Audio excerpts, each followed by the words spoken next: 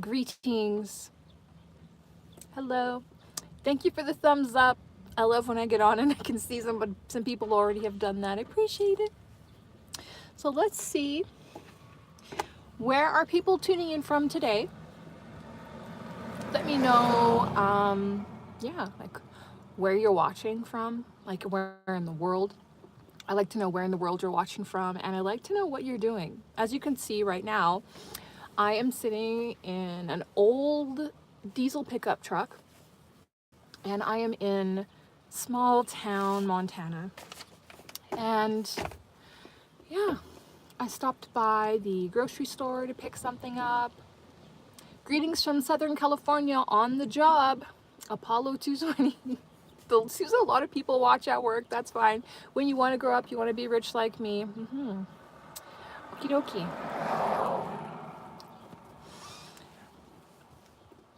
Brooklyn, New York. Asking how I'm feeling. Thank you for that. There's something so Americana about this place. Small town Americana that I only really considered from the things that I saw on TV. Honestly. You like my glasses? Thank you so much. Oh, look at this little hanky. This little hanky came tied around my kitten's neck, like to make her look like she's wearing this cute little hanky when she came back from the vet after getting spayed. So yeah, it's in here and I'm going to use it to cover my face here so that it's not going to distract me, because that's a pet peeve I have. It's when people are talking in a video and looking at themselves the entire time. It's hard not to. So now we're good. No distractions. Other than, well, you all know my little magpie mind. But anyway, it seems like such a beautiful, wholesome kind of day today. Rosanna, hello from Alaska. You were telling someone about me this morning. So you're excited to see me show up. Oh, I don't have my mic on. When did Jordan Peterson call you Mosquito? Like, get to the point, lady.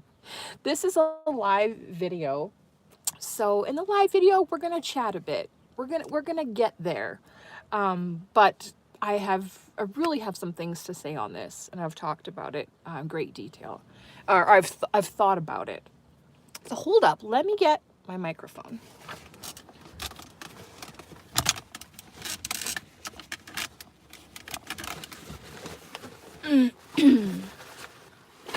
Oh, okay. There we go. Let's get a good angle. Back. So one thing that I'm noticing, and that I noticed today, and that I've actually noticed for the past, I don't know, like the past week or so. The mosquito in the thumbnail was the cutest, so it can't be that bad, lol. I know, I have to tell you guys, thank you so much. I love when people have the same sense of humor as me, because I am not lying when I say that when you see these little trolling thumbnails that I make them, and then I sit there and look at them, and I feel proud of how trolling they are, and I laugh. I laugh and giggle to myself, because, ever since I was a kid, that was how I coped with life. That was actually, one great thing that I got from my miserable family was the gift of laughter. And yeah, many of us are encouraged to find, if you look at life, you can have more acceptance for it by realizing that it's a tragedy. But I also like to think of life as a... And yeah, one of my favorite completely black comedies is this movie called U-Turn. I wonder if I would like, yeah, I might find it offensive. It's got violence and these like sex scenes and stuff. Y'all know I can be very prissy about the things I expose myself to. But I really liked that movie because it's like, it was like a total, oh man, it's like when you think things couldn't get worse, they can always get worse and more worse and more worse. And I'm trying to remember that because, like many of you, I'm going through things. at this time. All right. Face is covered up. So yeah, at the grocery store today, and actually last week, people seem to be in high spirits. They are smiling, you know, making eye contact. They look normal. They've got their beautiful smiles out in the world. And part of me wants to feel like, oh, wow, finally, I'm not the only one. Like, people have realized, you know, what I've known this past year and a half. And that's why I haven't been, you know, wearing the you know what. And that's why they're doing it. But I'm just like, you know what? I don't think that's why all of a sudden they stopped wearing it, if you know what I mean. I'm not going to say why I think, but we're just going to leave it at that. That's right. Things can also always get better. That's true too, of course. Good to see you there, Veronica. Yeah. How's the mic, guys?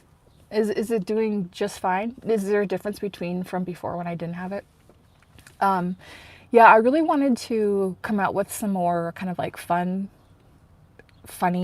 videos, but you guys know that I always have to be talking about some kind of deep thing or some things I've realized. That's just my nature. But yeah, for my last video, I felt like I was in a really horrible place. And I'm really struggling with that over this past year, as I'm sure many of you are.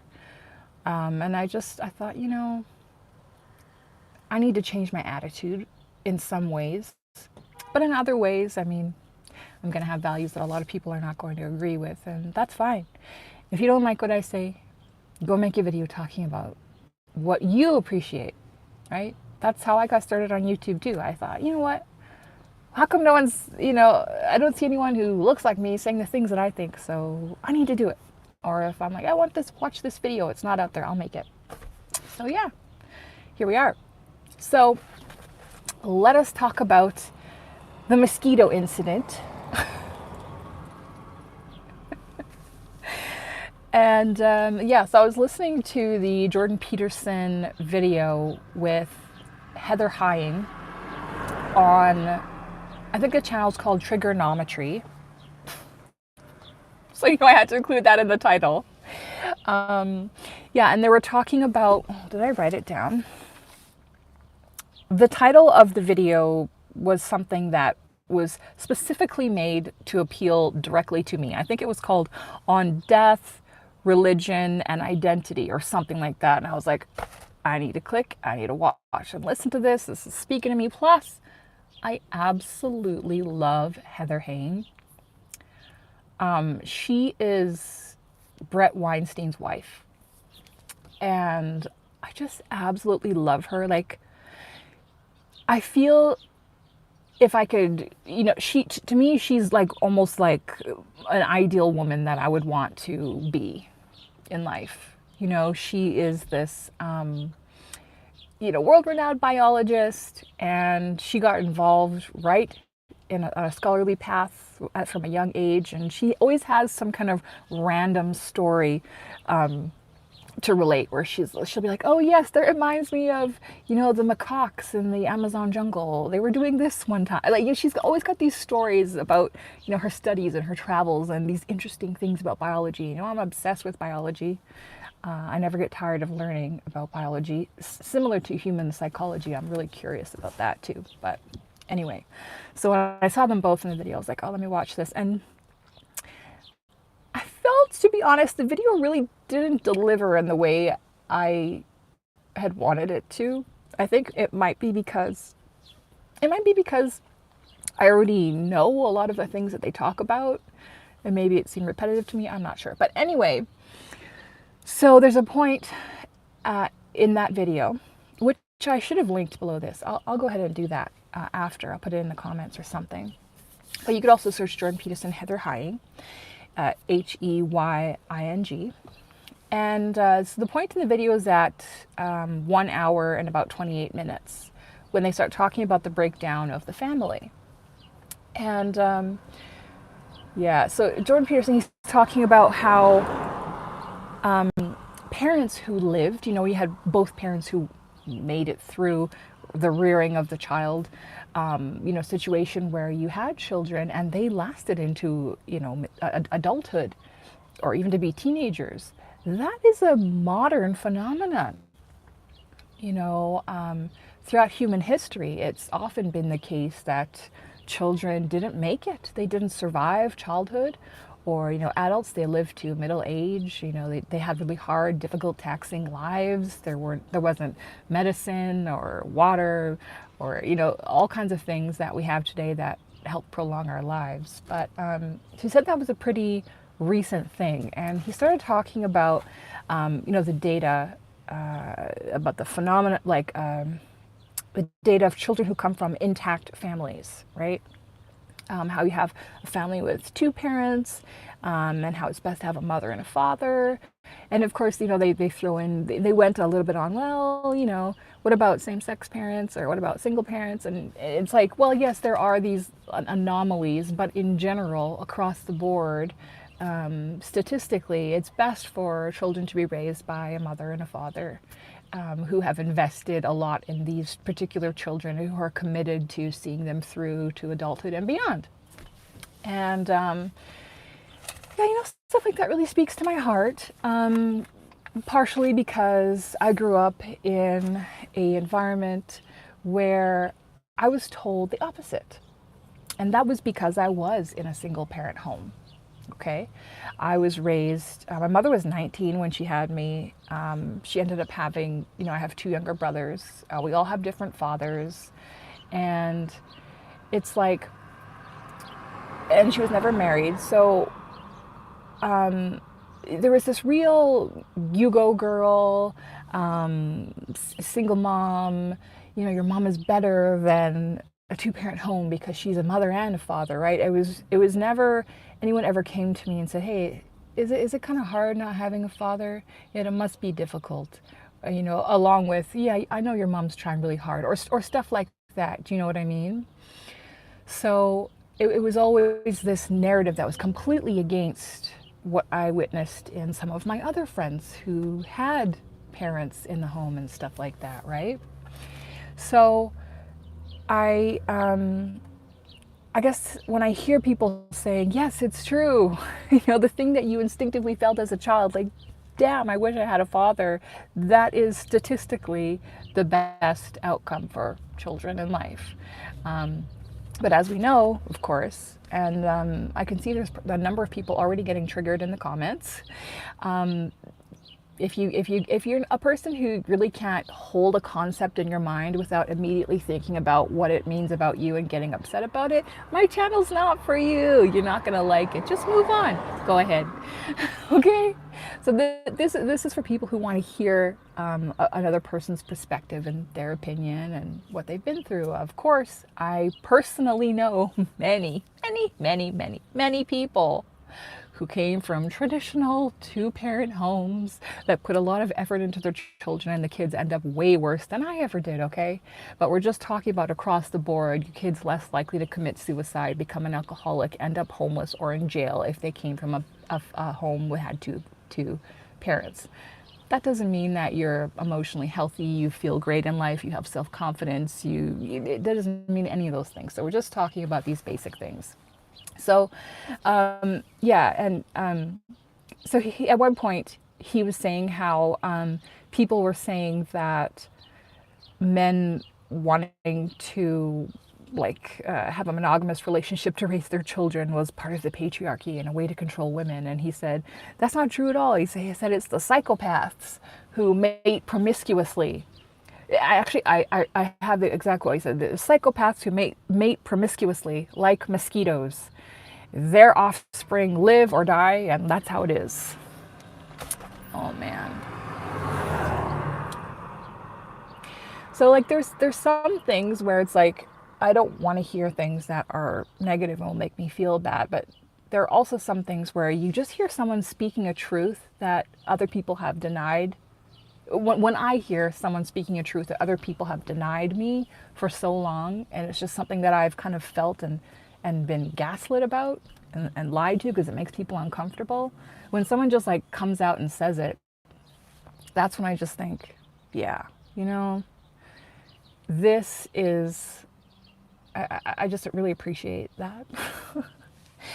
And I said that he called me a mosquito because, as we know, there are people, we know mosquitoes. Hello, sweet tea darling, joined late from Columbus, Ohio, still working on the JOB. Why is everyone running JOB like that? That's hilarious. Hey, thanks for joining. So yeah, as we know, mosquitoes, if two mosquitoes mate, they give birth to a mosquito. So I said, he's calling me a mosquito. To me, it was just a little joke that I made to myself. But as you all know, I've had therapists throughout my life saying, Adele, based on what you just told me, how come you didn't end up homeless? How come you didn't end up on drugs? How come you're not an alcoholic? And I'm like, or how come you don't have multiple children with different fathers and on welfare? It's like, this is something that I just kind of realized, like, not everyone has to follow that path. All right. And so I kind of wanted to make this video for those of you who were raised by mosquitoes. Speaking of which, it looked like something just flew by here. Those of you who were raised by mosquitoes and you still became butterflies, okay? Or you became moths. So anyway, yeah. So yeah, and I kind of got me thinking about different things, like in regards to that. I just do everything opposite than my parents. That's funny. So how many of you feel like you were raised by mosquitoes? So people who are just pumping out children, they don't really care, nothing like that. But you became someone who had more depth and thought to how you decide to live your life. Hi, Steve from Sacramento. Good to see you again. Yeah, so, yep, behind the thoughts. It seems like you can relate. I saw some people asking who Jordan Peterson is. If you're on YouTube and you don't know who Jordan Peterson is, this is a great learning opportunity for you. Go do some Googling. Go on YouTube and search. If you don't know, that's very strange to me because he's very popular on the internet. I probably found him in 2015 when he was, I'm just like one of those people who's like, I found this before it was cool. Back when he was at a point where his wife was able to send me a signed copy of his book in the mail and then email me to make sure I got it. By the way, she's another woman who I just really, really love. Her energy and her wisdom, her beauty. Mike, hello Adele, tuning in from Sudbury. Nice. We've got people from Canada. Hello. Thanks for joining. And so yeah, he's I've read that guppies are born with bigger mouths thrive compared to guppies with smaller mouths. Any advantage is a benefit in the long run. I'm sure that's true. I don't actually know. You can check out Heather Hying. I'm sure she knows. I would love to study things like that, though. Like, I'm really interested in how we became the way we are, how animals are the way they are. I've been studying all animals, plant life, and insects on the farm lately. And I'm getting to a point where I'm starting to write things down. I'm going to make a video about this one plant that I was really interested in, too. I had two parents. I loved them. They went to war. I'd be in the middle of... I'm not sure.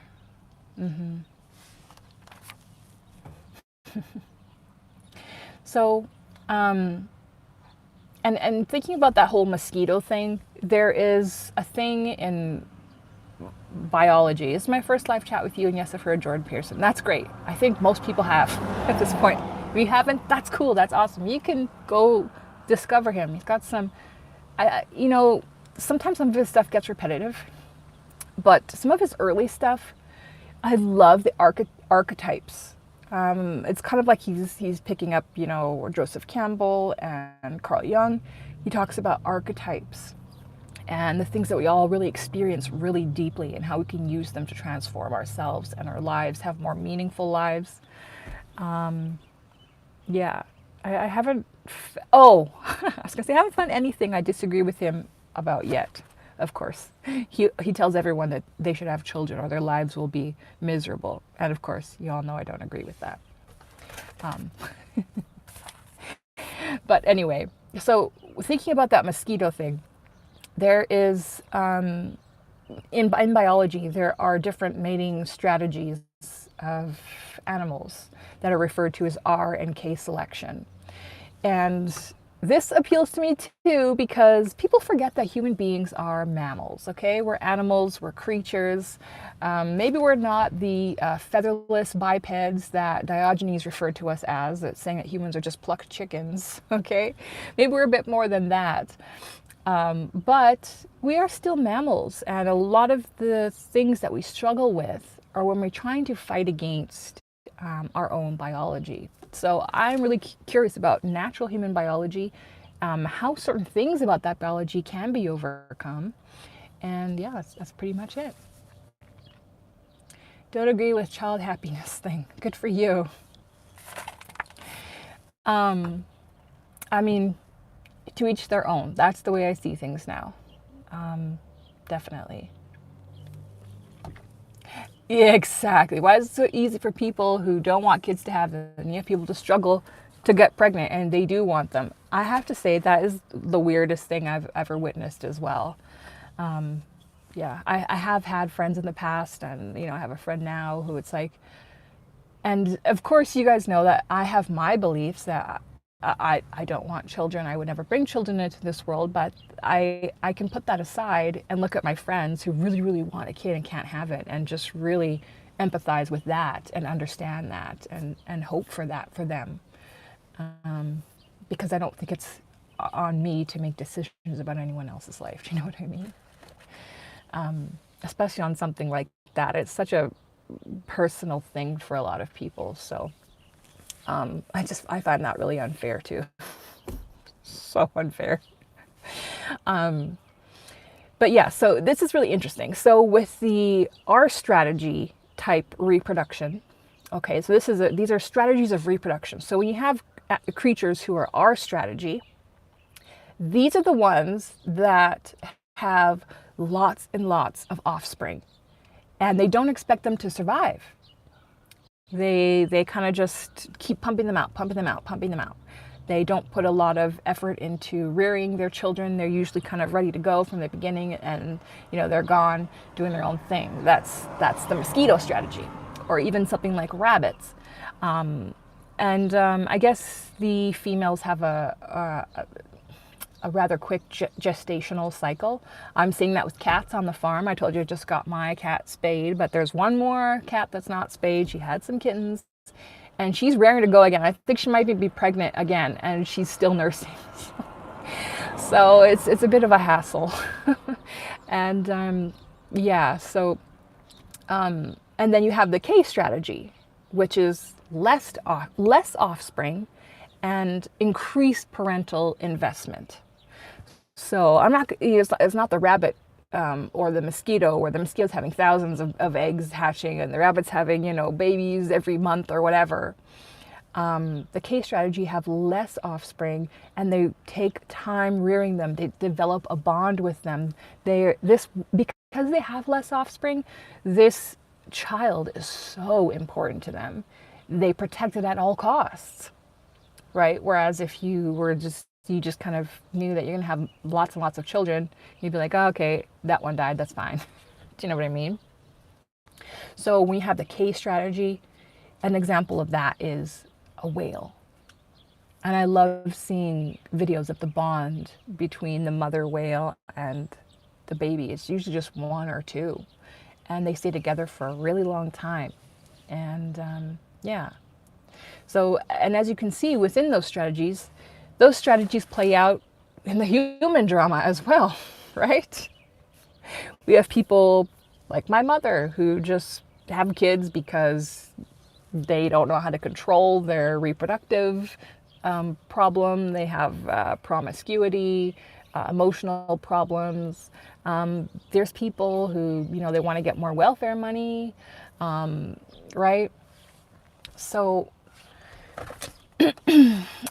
those are the people. And then you have the K strategy. You have people who are K strategy, right? Who it's like they really, really want a child.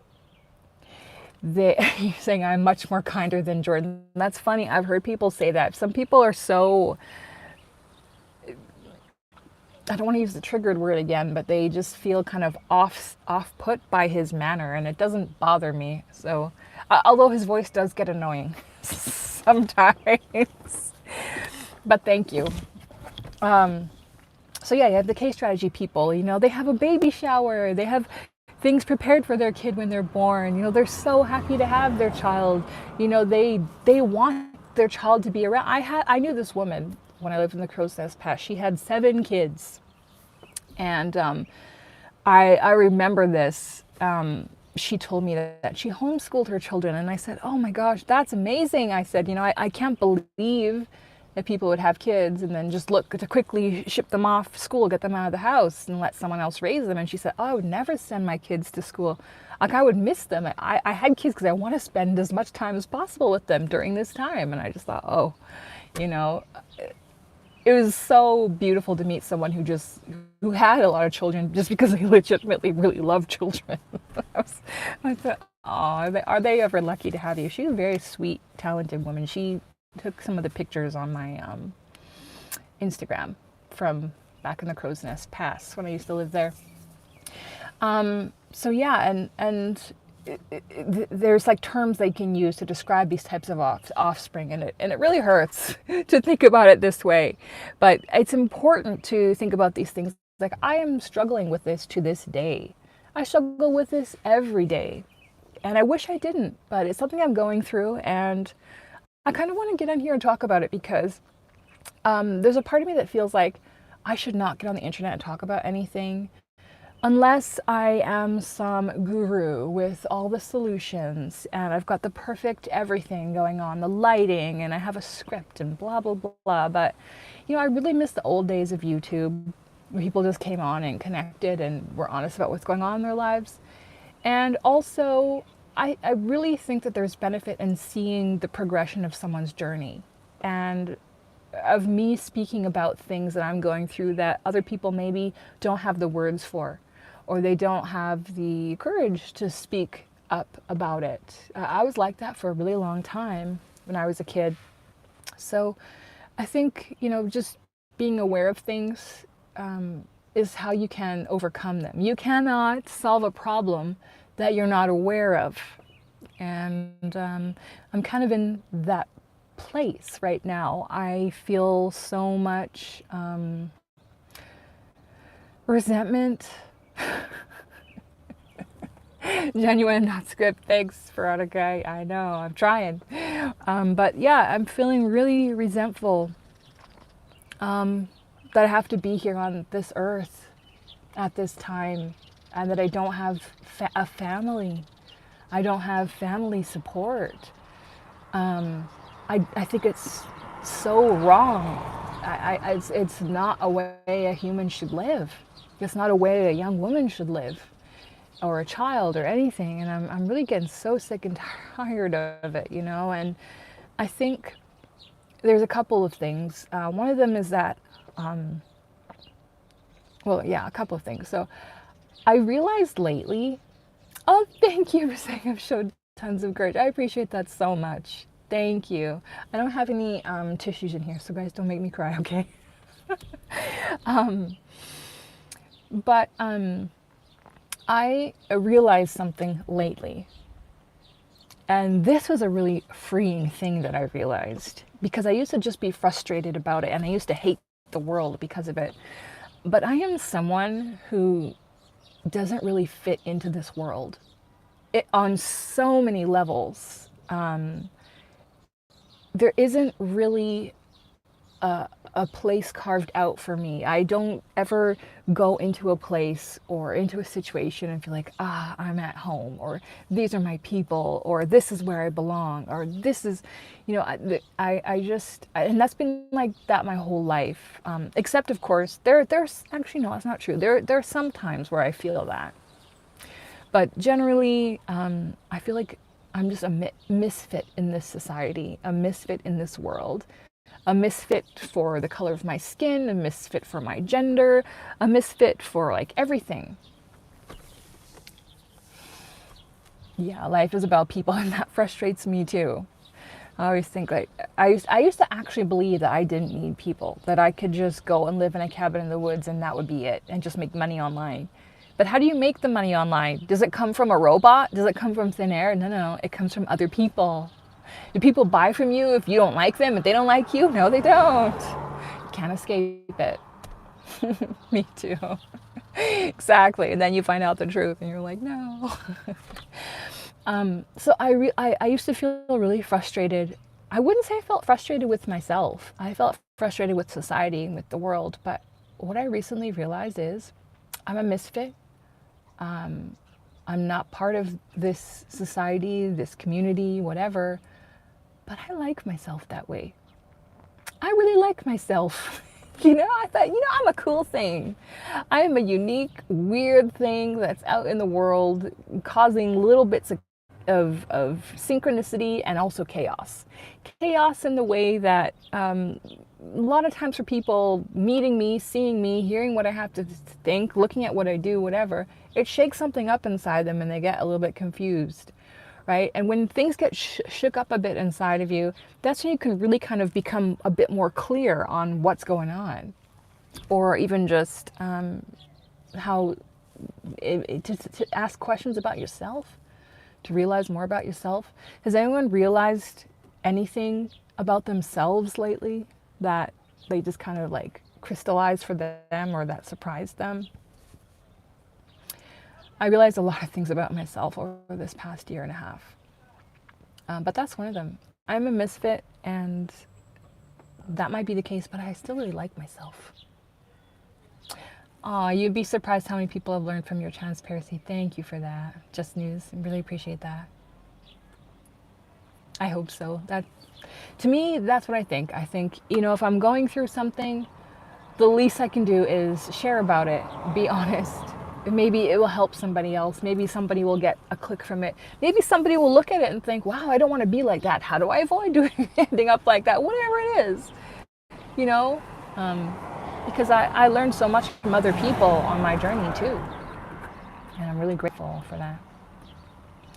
And another thing I realized is, and I like to quote the Bible and talk about the Bible. I wouldn't call myself a religious person. And I'm still trying to sort out what I believe and don't believe from that. And I've really kind of gone back and forth on that. There have been times where I'm like, oh my gosh, the Bible is everything. And there's other times where I'm just like, is it possible that the reason why the entire thing we're seeing play out in front of us on the stage of the world exactly resembles the book of Revelations is because the evil people behind all this stuff actually wrote that? Have you guys seen the throne room for the Pope and what it looks like from a distance? Have you guys seen that?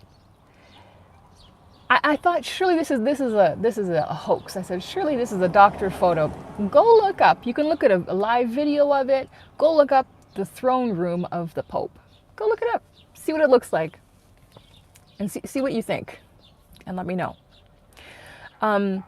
But in the Bible, it tells us to not be of this world. It tells us not to store up our jewels and our treasures where thieves can rob them and fire can burn them. And I really do feel that. I've always felt a sense that I've had someone with me my entire life. And part of that is from the felt sense and things I've heard during my near-death experiences, and dreams, and I don't know how to describe it because I don't have a model for it in real life, right? Because I did not have a nurturing mother. I didn't have a father. But I do have this felt sense of somebody protecting me and being with me, even when bad things happen to me.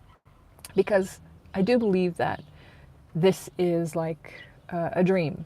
I know that that's one thing I'm sure of. It's it's God, girl. Welcome to the Misfit Club. Someone wrote. Yeah, and that's another thing it says in the Bible. When man is born, a great sleep comes over him, right? Johann Goethe, another one of my favorite quotes: "Man is not an evildoer, but a sleepwalker," right? And so I think about, if you were in a dream and something was really bad happening to you in a dream, would you? You don't need to be saved from that. You just eventually wake up from that, and you can think back on the dream and go, "Wow, that was crazy," and kind of go on. And I do feel that life is kind of like that in a way, but also that life and us being here does have some kind of meaning that we're not entirely sure of. I had a thought this morning how, because I've been watching a lot of other people's near-death experiences lately, and how they all come back with a message that you're unconditionally loved. The whole purpose of Earth is to come here and love each other. And I just kind of I felt kind of grumpy about it, because I thought, if the whole purpose of being alive is to love other people, then why is it so difficult? Do you know what I mean? Because people say the whole purpose of your physical body is to be alive. Okay, well, guess what? Our biology will breathe without us thinking about it. Our heart just beats and we don't have to think about it. How come we don't just naturally love each other? How can we feel, resentment and anger and all these things if the point of life is to love each other? That frustrates me. But I mean, maybe it is to learn to love. I don't know. And I don't think it is for me to know, right? Maybe it's not for us to know. Hello. So yeah, these are the things I've been thinking about. There is a family packing up their vehicle in front of us, getting ready to go on a trip. Oh yeah, it's Friday. They're probably going camping or something. It's coming into 4th of July. I experienced my first American Thanksgiving in November, which was really, really lovely. I don't think you can learn love. You either have it or not. That's interesting. Well, what does love mean? This is what I think about. Does love, and this is what I was interested in studying nonviolent communication. He talks about how people think of love as when you feel really good towards someone and you want the best for them and you have these loving feelings toward them. But in nonviolent communication, I kept trying to get a really specific answer, like what does he mean by love? And he's saying, like, I just looked at the Pope's throne. Wow, freaky. Did you look at the throne room? There's the statue behind the throne, which is creepy as hell. And then look at the throne room itself. Go look at it. Yeah, so what is love? Is it smiling and being nice? Is love telling someone you love them? Does that mean love? What is love? I've been, when I was involved, unfortunately, I was involved in the New Age for a while when I was really lost after I left religion.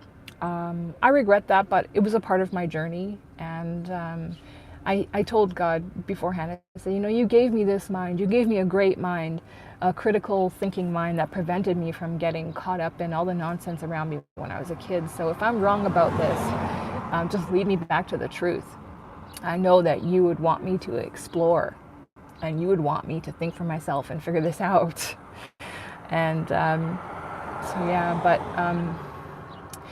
so one thing the New Age people say, they say things like, love is all there is and we're all love and stuff like that. And I really, to me, I don't like things that sound nice but don't actually mean anything. You know what I mean? Because there are people who would say like, "Oh, love and light" and whatever. And there was someone I knew who like they had a friend in a homeless shelter, and this person had like a ton of money, and they're like, "Oh yeah, love and light, we're all love." It's like you just chit chat to your friend in the homeless shelter and don't help them. Love, like, okay, you know, it seems very, it doesn't seem right. So then I think, what does love actually mean? And so I've been finding I found this, what is her name? Courtney Hunt, MD, on Instagram. She has been talking about some esoteric things, but she seems to be really smart and she has a lot of things about human health and diets and stuff like that. And she's talking about how our bodies respond to light. Our mitochondria, they are just affected by the sun, and how that can essentially feed us spiritually but also physically. And she was saying how essentially we're all made of light. And yeah, and she talks about love too. And sometimes I think that we're all in love and that we can't escape it, and that all love is the spark of the divine. What more love is there than, you know, this tree growing from the earth and reaching to the sky and drinking in the rain and the sun? It's that's love, and we're all kind of a part of that. And I think if you think of God as love, then we're all cells in the body of God. That's what I try to think about. Love is many things and none of them are logical. Well, then how do you know? Like I said, is love just a feeling? Because a lot of people they feel that they love someone and that feeling goes away. So what was that? I'm just asking, because I literally don't know. This is something I like to think about and I like to know. And I don't like easy answers for things, but I'm open to any ideas, you know? Wow, are we really at 41 minutes? That went by pretty quickly. I only go typically for an hour because first I get tired of talking. I wrote things I was thinking about, conditions that I would want to have. Love is how you talk to your kitties. You know what? Okay. I could see that. I could see that. Oh, you guys, yeah, you guys have heard nothing yet. I love my kitties so much. Yeah, what does it mean when I say that? I guess when I say that, what it means is I have affectionate regard for them. I would sacrifice, go out of my way, deal with unpleasant things, pay money to contribute to their happiness. Does it mean, like, yeah, so in my mind I just think these questions. I think, does it mean I would sacrifice my life for them? Is that love? And if I say no, does that mean it's not love?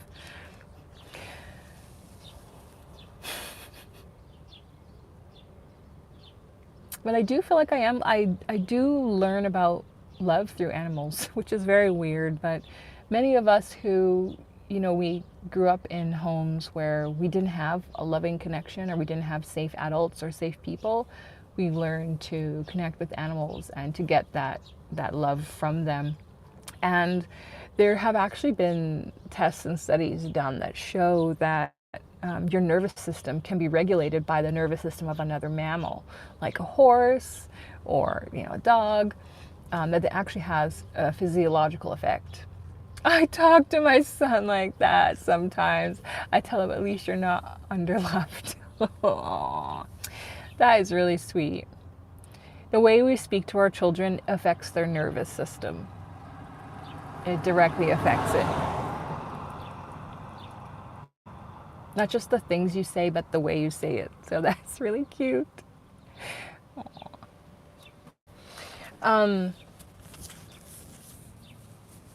Yeah. What was I saying? So yeah, when we didn't have that, we learned to connect with animals, and animals can have a physiological positive effect on humans. And I really do feel like it goes both ways. And I really do feel like they love and care for each other. Like my kitten that I brought back from the vet, she got a spay. So she, so love comes from cats and kids so far, lol. Interesting. It also comes from the earth, and it comes from God, and it comes from art, and it comes from music, and it comes from a beautiful day, and it comes from your dreams, and it comes from your ancestors, and it comes from angels, and it comes from spirit guides. Yeah, I don't know. I think it's, I want to believe that it is what our cells are made up of. How many countries have you been to, and what country would you like to visit that you haven't yet? I'm not a big traveling person. We've talked about this before. Like I said, misfit. Typically, things that people like doing, I don't like doing.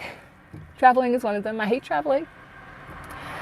Even now, like here I am in this little small town. When I go to park, I go park places that I'm already kind of familiar with.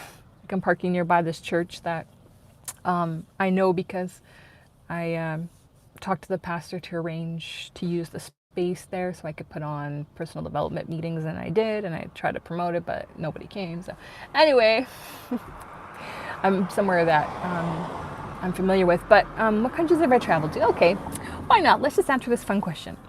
I have been to, and anytime I have traveled, it's been for a specific reason, or as a form of love expression too. So I've been to Europe. That was because I was going to London for a psychology workshop with this amazing speaker named Yvonne Agazarian. You can look her up on YouTube. Her videos are just mesmerizing, just how intelligent and brilliant she is. And seeing her in person, she died a few years later. She was rather elderly. She had these just beautiful eyes and this smile that just like had mischief and life in it. And she looked like a tree that had come to life, in my opinion. So that's why I was in Europe. I was in London. Not a huge fan. Not a huge fan of London, no offense. I've been to the Turks and Caicos Islands. That was to spend holidays with family and learn kiteboarding. I've been to Mexico. That was during 2021. Or was it 2012, when people thought all kinds of weird things were going to go down, and there was a lot of conventions and history and stuff going on there. So I went to Chichen Itza and went to Mexican cenotes, and yeah, I wasn't really that keen on Mexico. you know, so yeah, and then United States and Canada. I feel like I'm forgetting one other thing. That's probably all I can think of. If you get my book on Amazon, the link is below this video. There's a travel itinerary I put during the time when I did the most traveling. And I have all the places that I visited on there. I have recently been thinking, and I posted this on my Instagram, I've been wondering if it's not Earth that I hate living in, if it's just North America. Maybe I'm not suited to live in North America. When I was a kid on the playground, I was fighting with this little kid named Randy. He was from the Ukraine. Most of my friends, well, probably half and half growing up, were new immigrants. And he was one of them. And he had a tooth that he could pop out with his tongue, like this. And it was strange. He and I used to pick on each other, but we were also kind of friends. It was weird. But at one point he looked at me, we were fighting, just like teasing. And he says, "Oh yeah, why don't you go back to Africa and ride on an elephant?" And it was dead silent, like all the kids stopped talking. And then we both burst out laughing. We both just burst out laughing. That was like the funniest thing ever. We both just died laughing. And then we were just buddies after that. We didn't have any problems or anything like that. But I think back to that, it makes me laugh because I have thought, like, I probably when this whole panty and all this nonsense started going down, I was like, I need to get out of Canada. I was looking at, crying, laughing. I started looking into something I'd never done before, which was looking up my parents' citizenships and thinking if I could get citizenship in the countries they came from and if I could go live there. I was just looking around at North America and I'm like, I don't want any of this. I don't want a house. I don't want a condo. I don't want to pay rent and live in an apartment. I don't want, like, none of this, you know? I was thinking, I want to live simply. I don't want to be thinking about money or, like, I just want to have a life where I can go and pick a mango from the tree and, do work or whatever that's like meaningful work, or even just some kind of labor of building something or helping people, and then go to sleep at night and that's my damn life. Like, do you know what I mean? So yeah, so I started, some very interesting things came from this. My father was from Guyana, which is in South America. My dad was an African origin man. He did look kind of ambiguous. He had one green eye, one blue eye. He had an aquiline nose. But he's the side that I got my African side from. So in Guyana, there are a lot of African people. So people hear Guyana in South America and they think that my dad, they don't think black person or African person, but he was, and there's a lot of people there. And I remember thinking, damn, wouldn't it be cool to live in a place where I don't stand out, where there's like a lot of people who look like me? I thought that would be cool for once in my life to not be the only one. But then I also realized, you know what? Those people may look like me, but I highly doubt they're going to be interested in the kind of stuff I'm interested in, that I grew up under in North America. And I also really don't think, and the truth about me too is no matter what I look like, I wouldn't fit in anywhere. I would always be weird. Why do you think some people have a nomad spirit and difficult staying in one place? It comes from childhood trauma. Yeah, it can. Good to see you back, Health. I always appreciate seeing you around. You've been here for a while. Exactly.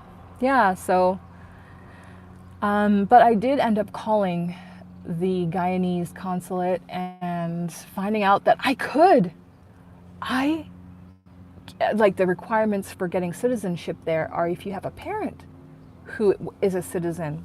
And, I have no idea what happened to my father. He was 50 when I was 2 years old, and he was a bodybuilder. And you know how back then they were eating, the carton of eggs a day and doing all kinds of stuff. I think he's long gone, because he would be around 90, and I highly doubt it. So I'm sure he's dead. I have done some kind of searches here and there. I haven't been able to find a trace of him anywhere. He got around a lot, and he changed his name, and he did all kinds of things because he had multiple families on the go in different places. So I don't think I'm ever going to find that. And they were telling me that if I wanted to get citizenship, I would have to provide his birth certificate. There's no way I could get that. I was trying to look into it. Plus, I did not appreciate the experience of dealing with the Guyanese people, the ladies in the office, okay? I called multiple times, and they were just really angry and grumpy. I guess they are not into customer service like they are in North America. And I have found that to be true. You know what I mean? When you go to certain countries, I don't know if Guyana is a third world country or not. I ended up looking up stuff about it out of curiosity, and I found out that it used to be a prison location. I think it's an island. No, maybe it's not an island. It used to be like a prison island where they would hold like the worst criminals, and they have like a horrible history of slavery. And I told the guy who did my hair, I was telling him all this stuff I was going through. I'm like, I'm gonna get out of North America. This guy, he's from Barbados, Jamaica. He's been to a lot of places around the world, and I kind of threw it out to him to see what he'd think, and he was just like, "Oh, Guyana." He was like, "Ooh." He's like, "No." He's like, "No, no, no." He's like, "That just place just has really bad vibes. It got really bad history. A lot of people say it's haunted." And he said it used to be a prison. So I was actually really curious. I think I might probably look into that. Maybe I'll make a mini documentary for YouTube about the history of Guyana. Because my dad was a very unhealthy, emotionally unhealthy, traumatized looking person. Yeah, he was very cold, very cut off from his emotions, very, he thought very highly of himself and his looks and his intelligence. And he, from what I saw, he didn't connect with people at all. So I think it's very strange to think very highly of yourself and to think very lowly of everyone else. That's very strange behavior to me. And it's delusional too, because I admit things about humans and I complain about them, but I know that I have the same problems. I told you guys how I got conned at the beginning of the quote-unquote panty. Within the first, I was terrified for the first month, and I was one of the first people to wear a mask in my city, and people were giving me really dirty looks for doing so. But I was terrified. I was like, I arranged my house so that when I inevitably caught this killer, you know what, if I had to take care of myself because I wouldn't want anyone coming in so I could infect them, I put stuff low down in my apartment so that I could. Skin folk does not mean kinfolk. Good for you. Yep, that's the truth. In any culture, in any skin color, it's the truth. But yeah, I was putting them down low so, if my lungs are filled with fluid and I needed to get, medicine and natural herbs, I could reach it and not have to stand up. So this year's been very humbling for me. So I've just realized that, I'm not completely immune to typical human fallibility. I've currently gone through some trauma in my childhood. Aww. Well, thanks for watching. Yeah, I could probably find some relatives. To be honest, I don't really feel all that interested in them. And I was looking up my mother. My mother has citizenship in Trinidad. So that's another situation where people are like, "Oh, your mother was this and that." And I'm like, I have to explain, well, my mother was from Trinidad, but there's a lot of Indian people there. Her mother was Indian and Trinidadian. But apparently there's a lot of people there who would look like me too. They call them Douglas. Dougla. When I first heard this, I'd laugh. Me and my brother used to laugh about it because my brother said that he was, I don't know if he was on stage doing comedy or something, and someone shouted out from the audience, "Dougla!" and he was laughing. And basically, it's something they call them in Trinidad when someone is half African and half Indian. Apparently it's a common thing there. Not so common here, from what I've seen, especially not in Montana. Dougla. I know, isn't it a funny word? I have a scared brain injury, living with a brain injury. What are you doing to repair your brain injury? Thanks for sharing your story. Thanks for sharing yours too. I have to repair my brain too. My brain is fried from all the years of trauma, from all the damage I've done to it with my horrible binge eating and stuff like that, from so many things. But here we are, right? And we're still going forward and we're still alive. And just being alive, especially now, it's an act of courage, that's for sure. Half of my family is Dukla. I'm sorry, I just find that word to be so hilarious. I don't know what it means. Is it supposed to be an insult? I don't know. I just think it sounds really funny. I want to thank you for scholarship and compassion. Just wanted to send this note before you end the live. Thank you, sweet tea, darling. Thanks for those cute emojis. You guys are funny. You know they typically go for around an hour. I'm having a good time today, and it's not too hot out, so let's stick around for a while as long as we have something to talk about. Baraka's laughing. I don't know why you're laughing. Is you guys laughing because I always cut off after 1 hour? Coolie. I worked with a Jamaican woman and she called me a coolie as well. And I was like, okay, I don't know what that means. All right. And she would tell me, your skin tone is so cool. And I'm like, what? Like cool tone? Huh? Like I was very confused. I don't really know what it means. But yeah. Yeah. Because of Douglas. That's more than I can take. LOL. I know. Come on. You know that's just funny. Douglas. Like what? I would like to look up the history or the etymology of that word, like where it came from, what it means. I don't know. You want to hear something else from where my mother grew up? She told me some cool stories from back then. You guys know I always liked fables and fairy tales and legends from around the world. I'll tell you one from Trinidad that she told me about that scared the living daylight out of me. Okay, so she told me this when I was a kid, and of course I didn't feel that I would be in this situation, obviously, but it scared the heck out of me. She said, oh, what were they called? Maybe one of you guys can know what they were called. But she said there was this like if you were driving at night and you saw this, like there'd be, okay, so this could happen to you. Let me put it like that way. So you could be driving along at night and you see this absolutely beautiful woman on the street trying to catch a ride. So you would let the woman in to ride with you, right? Because this was on an island. People were really chill and casual like that. You know, they all kind of knew each other. You see someone, hey, get in, help you out.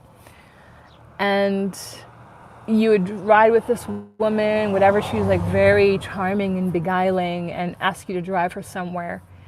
And then when she would go, and when you got there, she would go to get out of the vehicle and she would have goat legs that you didn't notice the entire time. I forget what these monsters were called. If anyone knows about this, let me know. I forget the name. Maybe it was a funny name. It was a funny name like Douglas. I don't know. But I remember just being terrified by that. And it's funny because I have learned that some of these cultures, the cultures that live on islands or they're more isolated, they made up these legends and tales to try and make people be cautious of outsiders. So, and to try to avoid people breeding with outsiders. Sounds like Tinder. Exactly. Yeah, so, but they would make these things to try and stop people from breeding with outsiders. So it's like, if you were a man and you grew up with this scary legend in your mind and you were driving through, during a party or a festival season, whatever, and you saw an attractive woman trying to hitch a ride, based on what I know about men, I think they would still take the risk. I think they would still take the risk of picking up the goat woman. So maybe that legend didn't work. There's another really cool one I heard. Was it in Tonga? No. I can't remember where it was, but I heard this on Daniel Mackler's channel. I love Daniel Mackler's videos. Look him up on YouTube. You guys want to hear someone who's really authentic, well-spoken, insightful, compassionate, empathetic? Daniel Mackler. Look him up. He told this story about how he was staying in this little village, this tropical place. I can't remember where it was. And he had an encounter with this pink dolphin. And the dolphin was getting kind of aggressive with him at one point because he used to go to this one spot every day and the dolphin would come by and see him.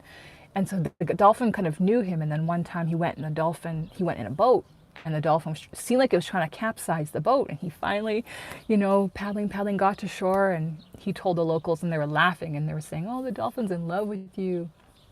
And I can't remember if I think he did say in the video that there were legends about that kind of thing out there, but he just wasn't aware of it. So, me, I'm curious. I like to know these things. I went and looked it up. And this was really funny to me too, was that, yeah, they had this this legend, this warning for people, where they would say that these pink dolphins, and by the way, if you've never seen these pink dolphins, try looking that up. They're extremely strange looking, okay?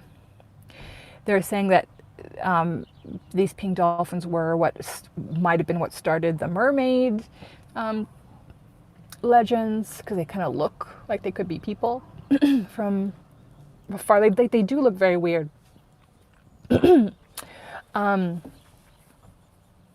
But what was I saying?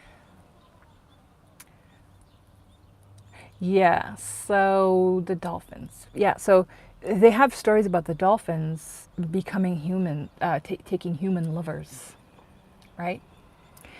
And so they have this legend that they would come out of the water and walk on two legs at night. And so they would warn young women. Oh yeah, there's a whole story about a king and the princess went and she met this striking young man, this pale-skinned man who just came out of the night. And they started getting it on. And one day...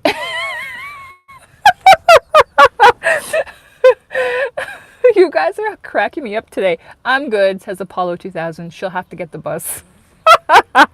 You get that goat ass on the bus. So she started getting it on with this handsome stranger who would come by night and tell her he was a prince.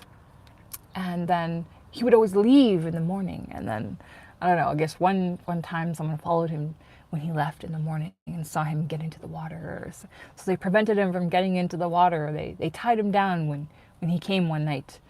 And when the princess woke up in the morning, he was gone and there was a dolphin beside her and she gave birth to a dolphin or some weird shit. I don't know. But anyway, so they tell women these kind of stories, and they tell them if you're ever at a party, because it's like a festivals for these little village people, and a pale-skinned man comes in with a hat on, always check under his hat, because if he's a dolphin, he'll have a blowhole there. Isn't that creepy? It's creepy. So creepy. But to me, it sounds like a way of trying to get the local ladies to stay away from pink or pale-skinned men. Oh, it's quite funny. I really wonder about things, all kinds of legend. I think there's so many strange things that happen in this world that we just aren't aware of. I don't think that legends just come from nowhere. Sometimes they do come from archetypes that all humans can relate to. That did not age well. I don't get it. But I don't know, I've seen some weird things. The staying away part, LOL. Oh yeah. Yeah, I find that especially, I guess it's a creative way to do it though, because we all know if you tell young people not to do something directly, they'll go do it. So you have to trick and scare them apparently. That happened with my mother, actually, as I've mentioned many times before. My grandmother used to tell her, don't play with the black kids. And so the first thing my mom did when she came to Canada is run out and find my father and get knocked up. And then find 2 more guys. I don't even know how my mom found 3 black guys in Edmonton in the 80s. That itself is a miracle. Hey girl on a planet, I see your comments on a lot of videos. Hey Annette, good to see you. Hey you all. You kind of missed the talk, which is at the beginning of this video, but you'll be able to watch it back later if you feel like it. That's okay. We're all just kind of chit-chatting here. So where are you tuning in from? Where are you watching from right now? Are you at work? Are you driving? Listening? While still paying attention to the road? Are you at school? Are you at home in bed eating ice cream? New Jersey. Wow. I think that's what that means. NJ. Just like Ian Smith Fitness, the gym. You should go there. I think it's free now.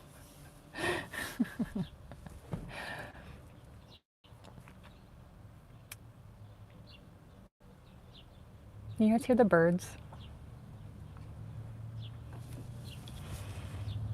It's such a perfect day right now. It's going to be so hot here this week, and I'm scared we're going to see more fires.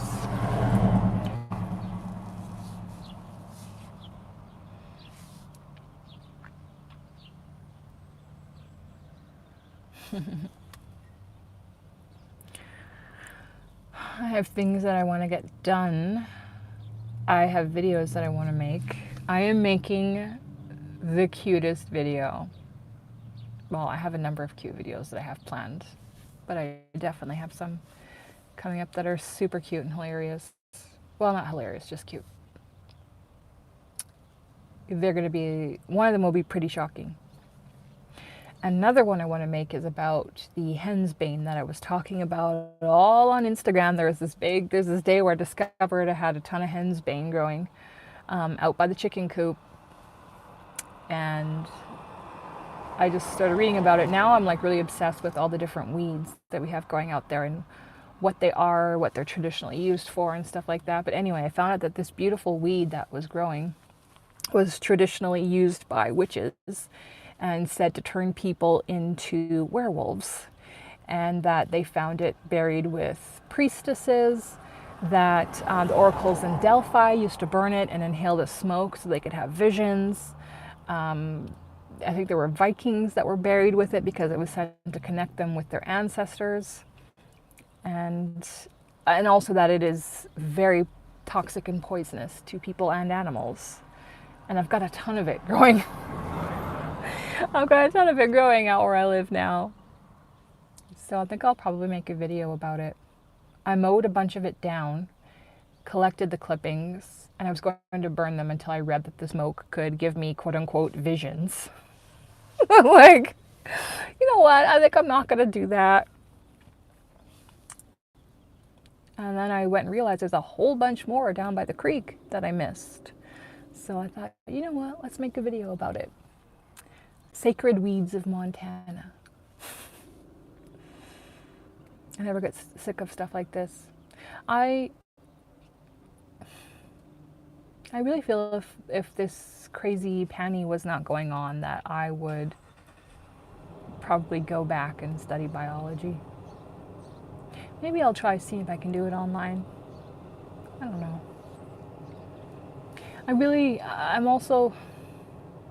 I like the idea of structure and meeting people.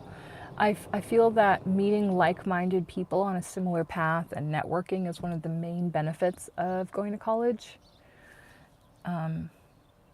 But in the absence of the ability to do that, I might just study online. Although, yeah, we'll see. I haven't quite decided. Yeah. So, what are you all up to? Like, what stage in your life are you in right now? Are you in a stage of waiting, of working, of building, of studying, of growing, of stagnating, of resting, of what is your stage in your life right now? I feel, what would you do with your degree?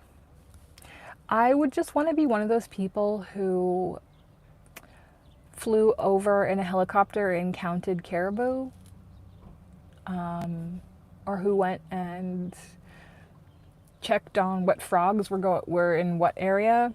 I'm retired but still building. Good for you. Working towards retirement. Interesting.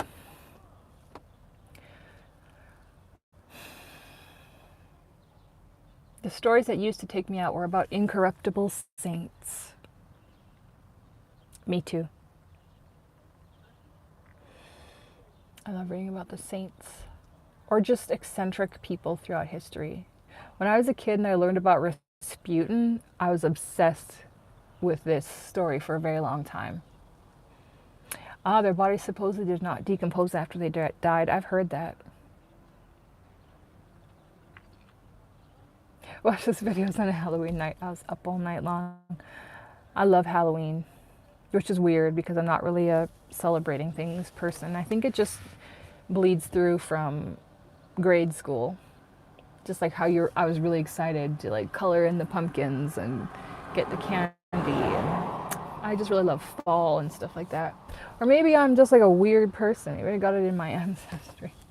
Working on building a photography channel on the side. Oh, that's cool. All right.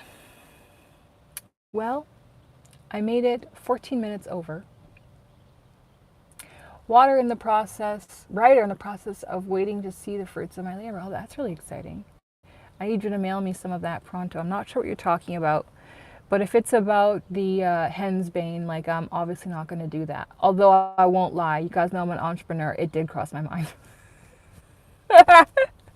That's part of the reason why I looked up in the first place. I look around at all the weeds and I'm like, can these be harvested and used for something? Can they be sold? Can I dry them out and store them? I did the coolest thing. I took organic lettuce from the grocery store. You know how there's like the nub at the bottom of the lettuce? You just cut it off a few inches from that. Eat the lettuce, stick that and put it in a cup with some water. And it will grow. It will grow another lettuce. And if you don't eat the lettuce, you just let it play its life out. It will grow up, it will bolt, so it will turn into flowers, like a yellow flower.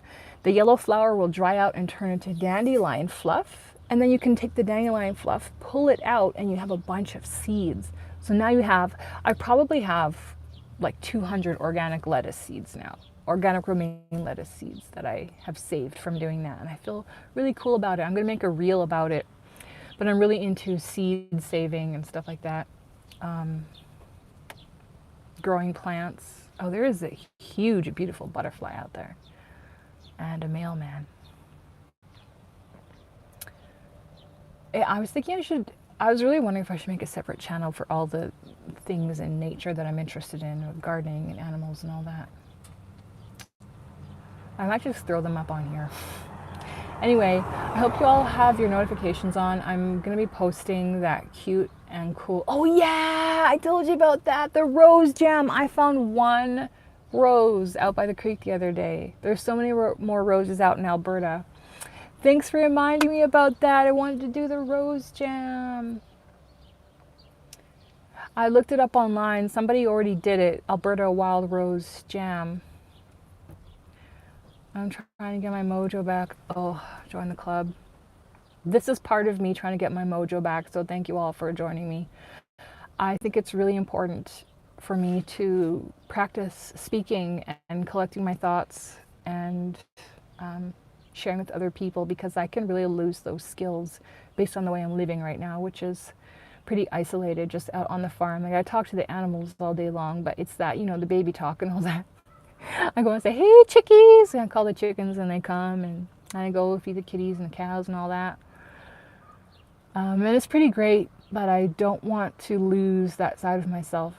And a book club, thanks for reminding me about that. Okay, so I think if I was going to do a book club, I think I picked the book, which would be, I'm trying to remember the title. The image of the book is coming to me. It's the book about the spirit, and the guy's name is Michael something, that's got a horse running on the beach. What was that book? I know you guys know which book I'm talking about. It's a recent book. Did you read the book about the first female pope? Are you Apollo 220? Are you the astrologer, Apollo 220, who did my reading for me? It was a pleasure chatting with you here in live stream. Thank you. Thanks for joining. Was that you who sent me the book about the Black Madonna?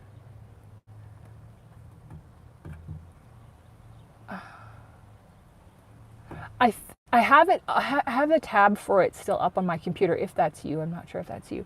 I have the tab for it still up on my computer, and I'm trying to get a real feel for what it's about. I like. Yeah, but no, I haven't read it yet. Typically what I do is I'll start trying to see if there's an audiobook version on YouTube first. Hensbane baby. Actually, when I posted about the hensbane on Instagram, one of my friends sent me a link to like an organic beauty store that she works for, or that she has bought from before, and they had a hensbane balm, and it was saying like it calms you down, it relieves your pain, and like I had just been through reading, all this stuff saying how it's like extremely poisonous. It's going to make you think you're a werewolf. It's going to give you the sensation of flying on a broomstick. And it made people think that they were witches. And that's maybe where the whole witch thing came from. And I was like, oh my God. Someone's selling it. So someone is selling it.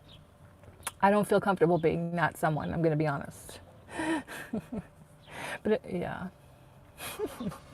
What is that book? The higher, something about the soul, higher something of this. Oh, I went to go grab my phone to look up that book. And oh, here's my phone that I'm talking to you all on right now.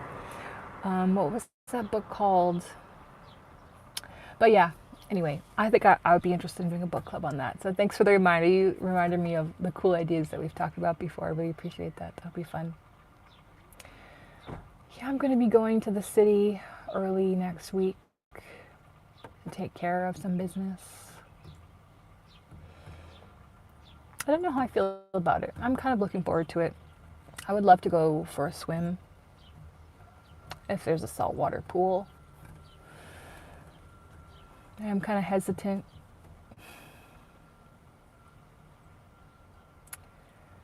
I'm hesitant about everything lately. But I am learning. I'm becoming more self-sufficient. I cut and did my own hair. Oh, you guys can't tell because it's up. But I cut my own hair. It looks pretty cute. My hair was good, like getting out of control. So I cut it. And I did a good job. Anyway, yeah. I think it's time to go.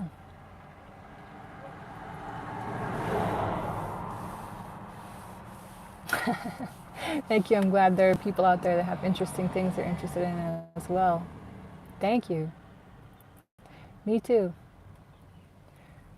I'm glad to know there's people like you as well, and I'm thankful that you watched my video. Thank you for all the comments and the thumbs up, guys. Watch for my videos that'll be coming out soon that I'm working on. I might do another live as well too. Aw, never enough of you. Thank you, Veronica. It's so good to see you too. Bye, Steve. See you later in Sacramento. YouTube has changed so much. I missed the last part of your comment. Let me see if it'll... But I will catch them all later and respond to them, if I can. I spoke with you one time on Instagram. Who are you? Are you, this is kind of fun. You're like Rumpelstiltskin. You're trying to make me guess your name. No, not me. Sounds interesting. Oh, I thought you were, I met this really interesting astrologer who has similar values and who's like really deeply into a lot of these really interesting things. And I don't remember his name. He's on Facebook.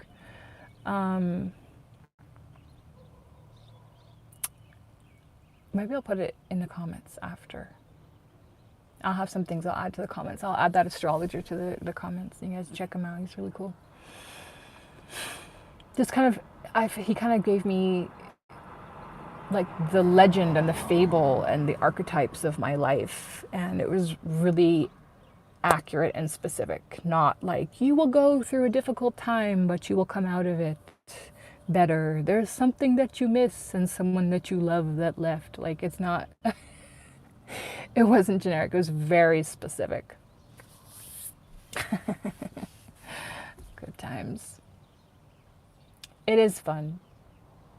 I think in general, it's fun to talk to someone who's just focused only on you.